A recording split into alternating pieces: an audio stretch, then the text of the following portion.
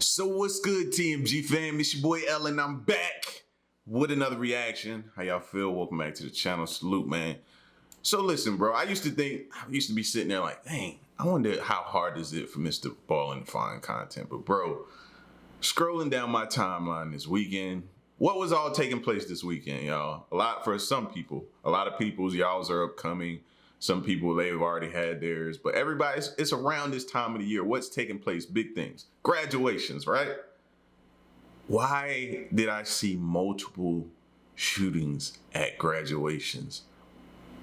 Yo, it's getting ridiculous. You can't even have a graduation function without some type of violence breaking out. Are you serious? Like, bro, I was legitimately hot watching. I couldn't even watch them. I couldn't watch them. I was that disgusted, like super ticked off. Like, you know what I mean? Nobody children should have to go through that, bro. Like but anyway, we're gonna get to the top 3 videos with disturbing backstories part 4. Shout outs to Mr. Ballin. If you're new, hit that subscribe button, join the fam, and man, y'all please be safe out here. Make sure your windows and your doors is locked, secured up. All right, here we go.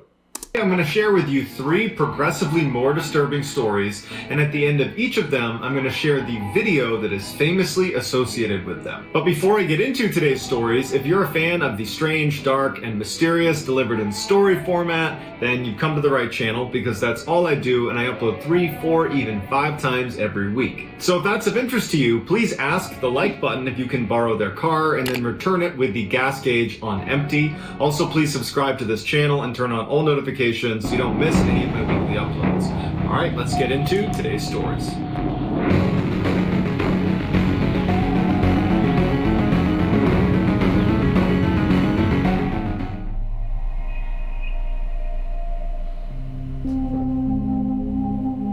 Wow, child.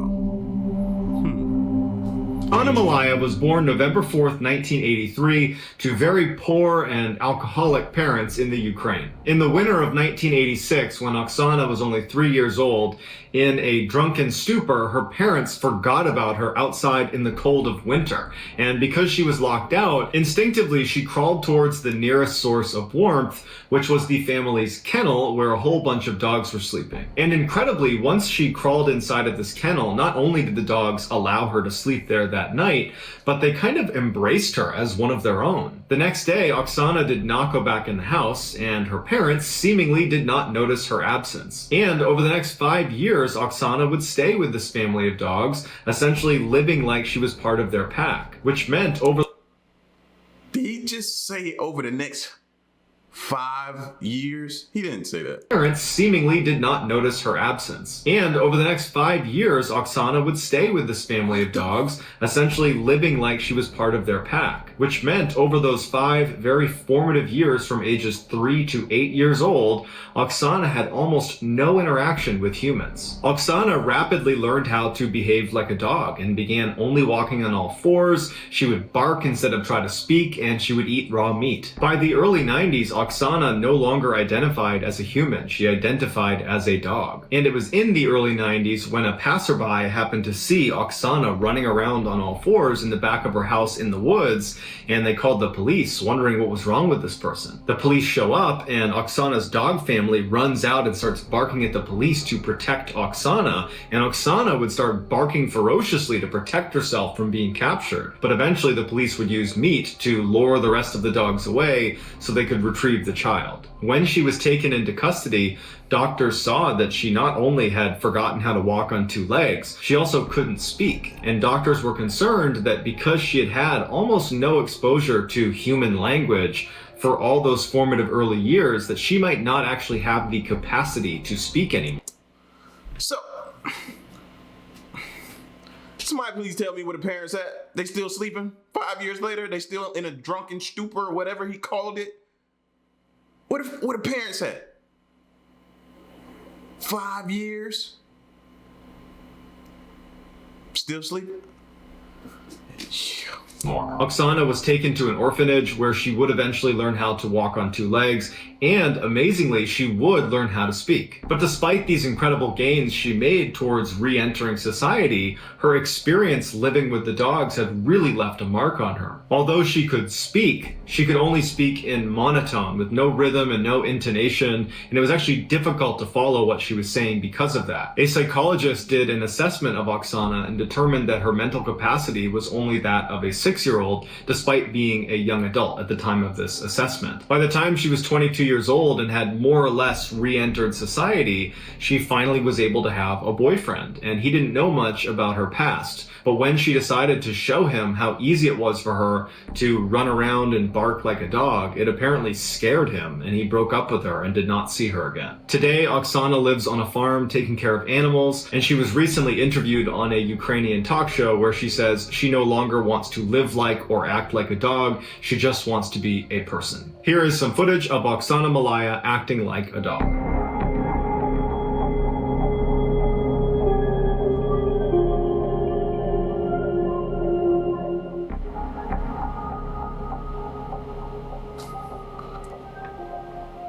Like, hearing about it is one thing, but seeing her, she looked like she was comfortable in that, you know, in that position, that setting, being like that, even though she doesn't want to be there or do that anymore. She wants to be normal, but you could tell at one point in time, she was extremely comfortable. Like, what? Holy shit.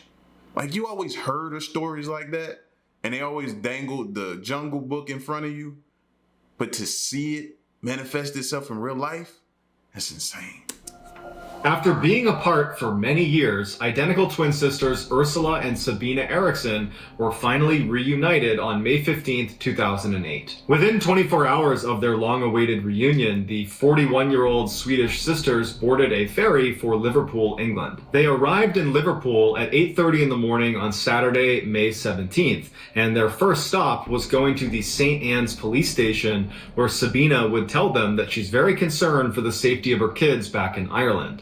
The police would say, okay, we'll follow up, and they got in touch with their counterparts in Dublin, Ireland, who went over to the house and everything was fine. So the women leave the police station on foot and they make their way over to a bus stop, and they ultimately board a bus bound for London at about 11:30 in the morning. So they get in the bus and they start moving, and the driver asks them to take their luggage and put it in the luggage hold. But the women aggressively refuse to give up their luggage, and in fact, they start clutching their luggage against their chest. So the driver starts to feel really uncomfortable about having these two women on the bus, and ultimately decides to just pull over at a service station outside of the city and tell them to get off the bus. They get off, and the driver ends up calling the police and telling them there's something weird going on with these two women. I don't know what's inside their bags, but you might want to come check it out. As it happened, there was already a police officer at the service station who came right over to the women and started talking to them as the bus driver took off. During their conversation, the police officer felt like these two women were not a threat to anybody, and it was just a big misunderstanding, and they let them go. So,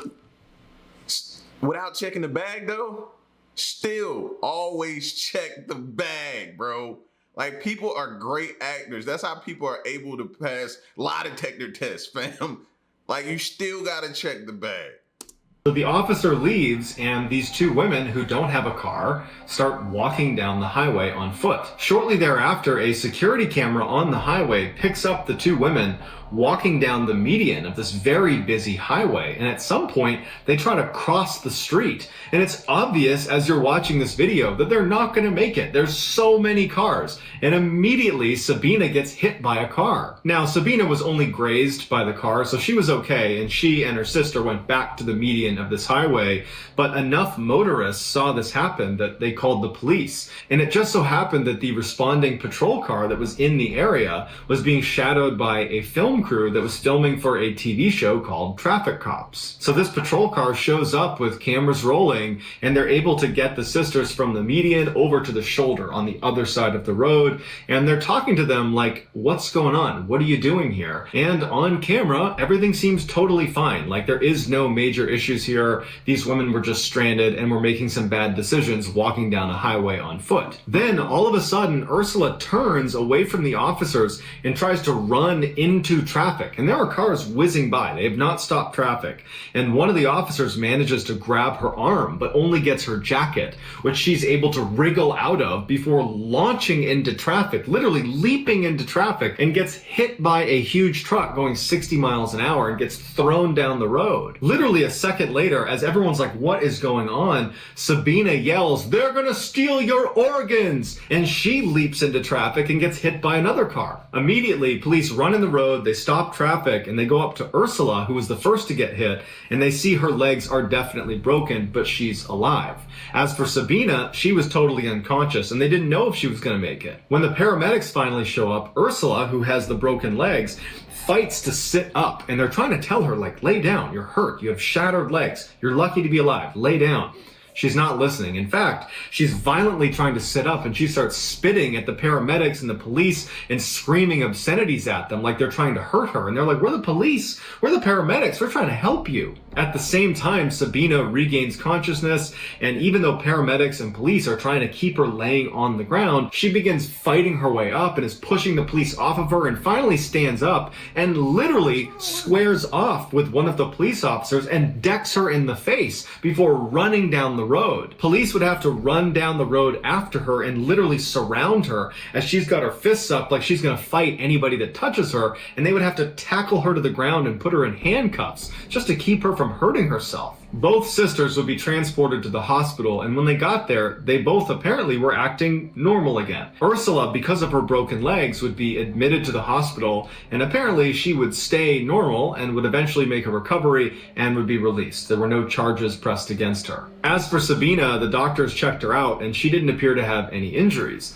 So they released her, and she was brought to the police station to be charged for punching the police officer in the face. That day, Sabina would plead guilty to her charges and would be sentenced to 1 day in custody that she served that night. The next day, she was released. So Sabina leaves the police station on foot, and later that night, she's walking down the road when she sees two men walking towards her who were named Glenn and Peter. She stops them and she says, "Hey, I'm looking for a bed and breakfast. Are there any good ones nearby?"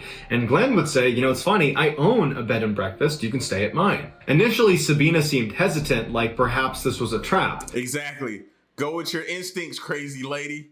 But ultimately she agrees, and the three of them go back to Glenn's B&B. Once they got there, Sabina apparently was constantly looking out all of the windows, acting very paranoid, and then at one point she offers the men a cigarette, and the men accept, and she hands them their cigarette, and she's about to light their cigarettes when she suddenly snatches them out of their mouths and says, "Oh, these might be poisoned," and she throws them in the trash. Just before midnight, Peter leaves, and Glenn and Sabina go to sleep in their respective rooms. The next day, Glenn gets up to make tea and food for Sabina, who's downstairs in the kitchen, but Glenn realizes he's out of tea bags. So he goes outside and he hollers to his neighbor Frank and says, "Hey, can I borrow some tea bags?" Frank gives him the tea bags. Glenn goes back inside. About a minute later, Frank recalls seeing Glenn stagger out of the B&B, clutching his stomach, screaming, "She stabbed me." And apparently his last words were, "Frank, take care of my dog," before he ultimately died. Frank immediately calls the police, and Sabina immediately leaves the B&B and takes off running.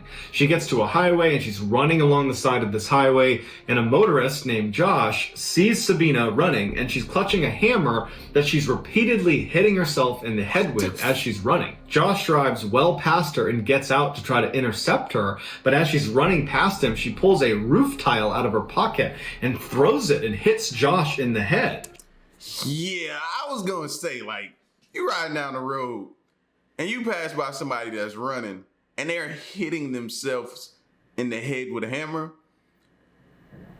pulling over. Nah, I'm gonna keep riding. Whatever you got going on, it's way beyond me. I'm gonna call you, get you some help sent to you, but I'm not stopping, fam. Ain't no way. She hitting herself in the head with a hammer. Like, who does that?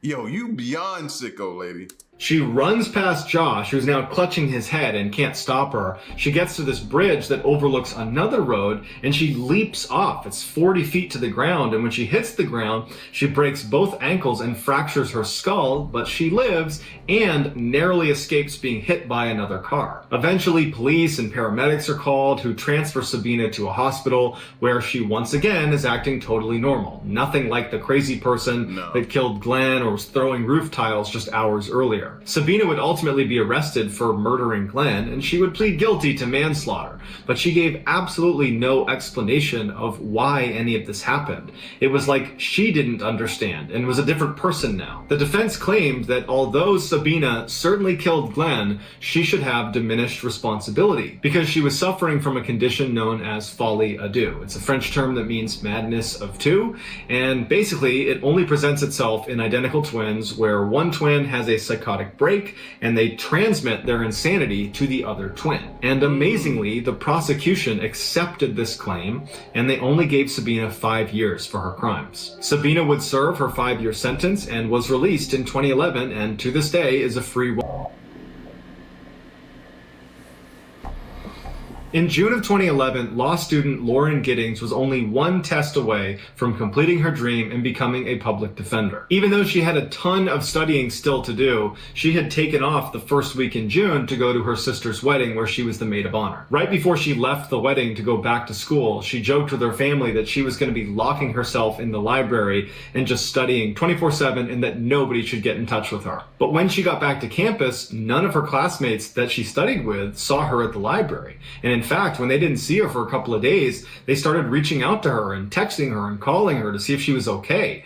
But she never picked up, she never wrote back, and so no one knew what was going on with her. One of Lauren's classmates would reach out to Lauren's sister and would ask her, hey, have you talked to your sister at all? Because we haven't seen her. And Lauren's sister would write back and say, oh no, everything is just fine. Lauren told us before she left the wedding that she was going to be locking herself away and just studying 24/7, so I'm sure everything is just fine. But this classmate wasn't convinced because this felt very uncharacteristic of Lauren to not study at the library and then not to pick up any phone calls or text messages. So she would call the police and say, hey, can you please go check on Lauren's apartment because I think something's wrong. So a police officer goes over to Lauren's apartment and knocks on the door. Lauren doesn't answer. They try the door. It's locked. The officer goes outside and looks around the outside of her apartment. There's no broken windows. There's no obvious signs of a break-in. And so the officer leaves and says, I can't do anything else unless you guys file a missing person report. So a couple of days go by and there's still no word from Lauren. And at this point, Lauren's family is now concerned and they do file a missing persons report. So the police go back to Lauren's apartment. They try knocking. She doesn't come to the door. The door is still locked.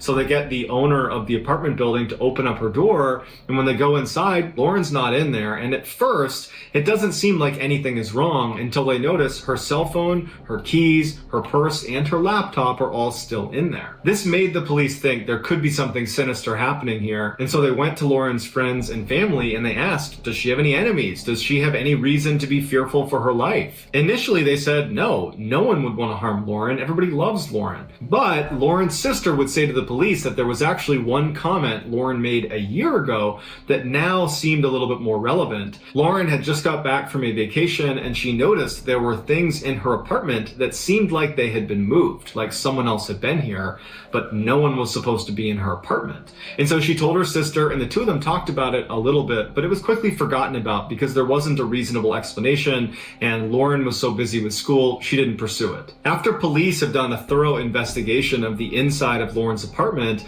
they move outside of her apartment and begin scanning the exterior of the building, and they make a huge discovery. An officer who was looking in the dumpster noticed this big black trash bag that looked out of place, and when he tried to move it, it was very heavy, and when they opened it, they found a human torso, and it was Lauren's. Right before this discovery was made, a news crew had shown up outside the apartment building and was trying to interview people that lived in the apartment complex because they had been tipped off that somebody who was living here had been missing for over a week, and now police were getting involved. They saw what looked like a resident of the building looking visibly shaken up, watching the police doing their investigation, and they went over to interview him. It would turn out his name was Stephen McDaniel, and he was Lauren's neighbor, and he was a classmate of hers in law school.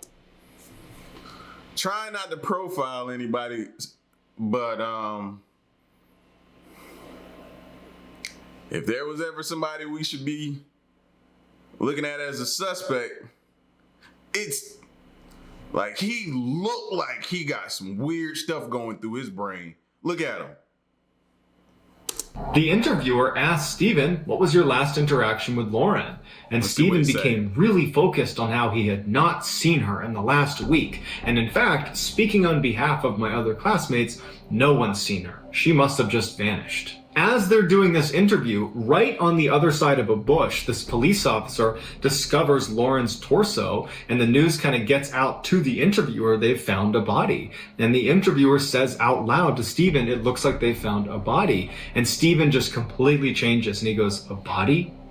And then he goes completely silent to the point where the interviewer says, are you okay? And he just stands there looking completely distant before walking away from the interviewer, sitting down with his back turned and hyperventilates before the interview ends. Once this case... Oh yeah, it got him. This case sounds familiar to me, but they got him. You just gave yourself away right there, bro. Can't take the heat, huh? But you was...